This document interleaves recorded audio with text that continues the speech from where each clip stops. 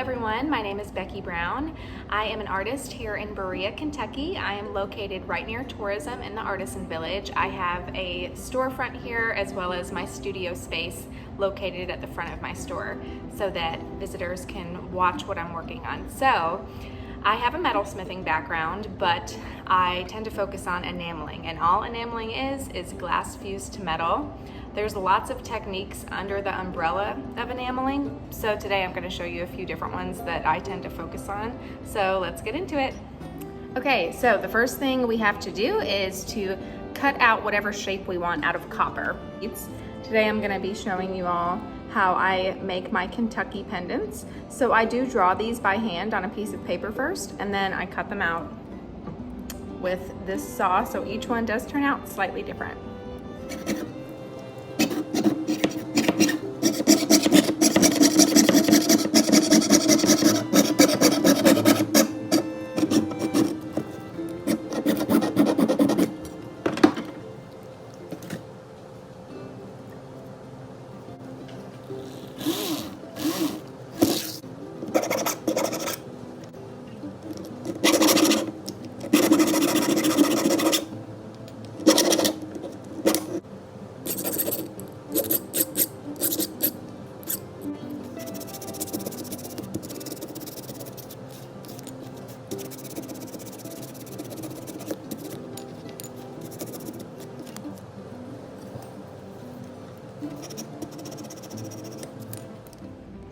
Okay, so now that we've got our shape ready to go, the next thing that needs to happen is the copper needs to get extremely clean in order for the glass to fuse to it. So I'm about to start that process of cleaning it up. So I'm gonna stick it into my kiln here to burn any oils off of it that it has accumulated from my fingers. So I keep my kiln at around 14 to 1500 degrees for enameling, but you can fire enamel anywhere from 1200 to 1600 degrees. So right now I'm just going to stick these in there.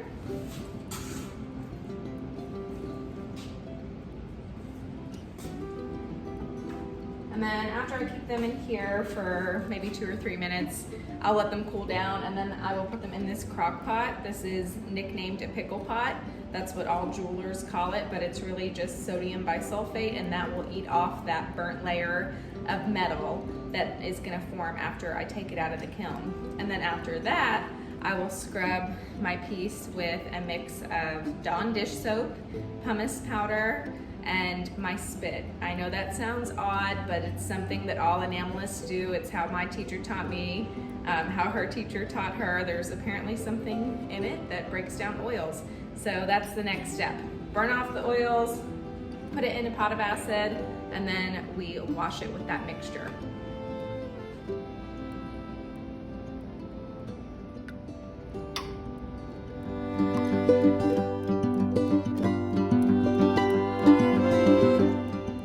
I'm just touching the edge because, again, I don't want to get oil on it. So I'm going to go with a nice Kentucky blue color. So this is just powdered glass is all that is. So I use 2 things when I'm enameling. One is the glass itself, and the other is clear fire. So this is just an adhesive for the glass. So I paint that on with a little paintbrush. I actually always wear a mask for this anyways, because I don't want that powdered glass in my lungs.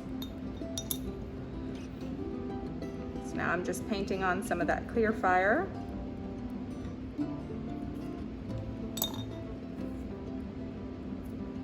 And then I've got a little sifter here, kind of like when you're baking. And I'm gonna put one even layer on there.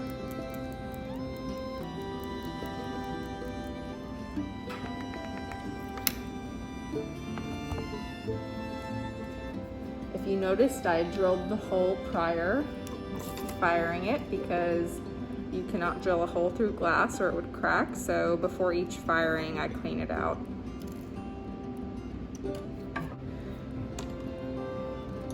This is 18 gauge copper, by the way, so this is the thickest gauge copper that I use. And the reason being that for this design, I want this to be a flat piece. So I need to use a thicker gauge copper so that it won't warp in the kiln. The weight of it helps it stand against warping.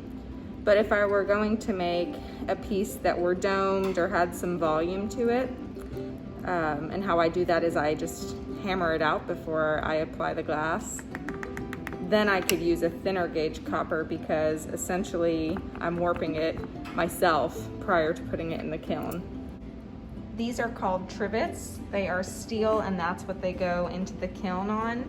At this point, I'm able to lay them flat on this piece of mesh, but once I enamel the backs of them, they'll have to go on something like this so that they don't stick to what they are sitting on. And you do have to enamel the back of everything that you do, because if you don't, it'll end up cracking later on in its life. So it's just a craftsmanship thing. It's called counter enameling.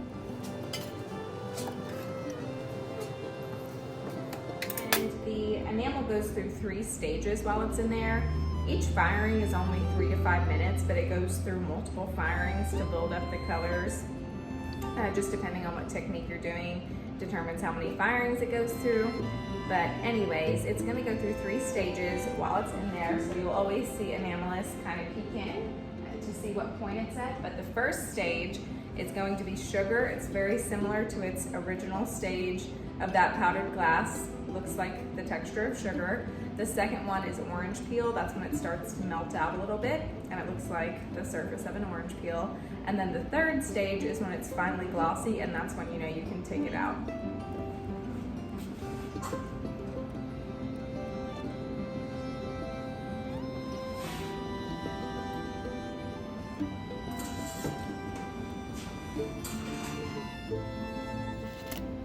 These are called Millefiori, and all they are is glass wafers that are going to spread out.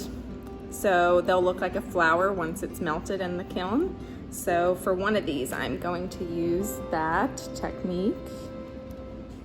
Again, I'm just putting a little bit of clear fire there. And then I'm gonna pick out a flower I like.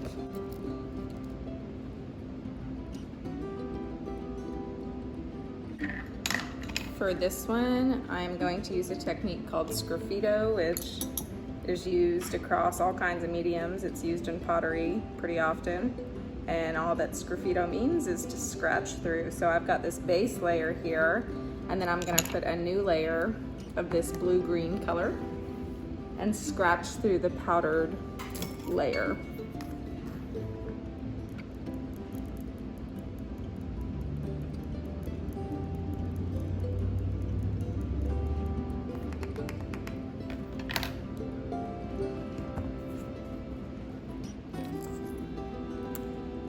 And all I'm using here is a saw blade, but you can use whatever.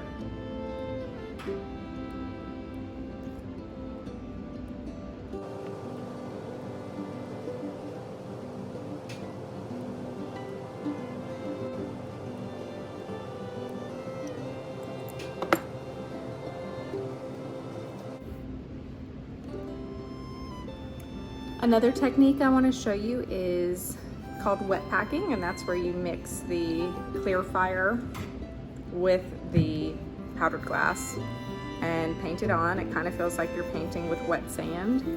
So right now I'm just mixing these together real quick.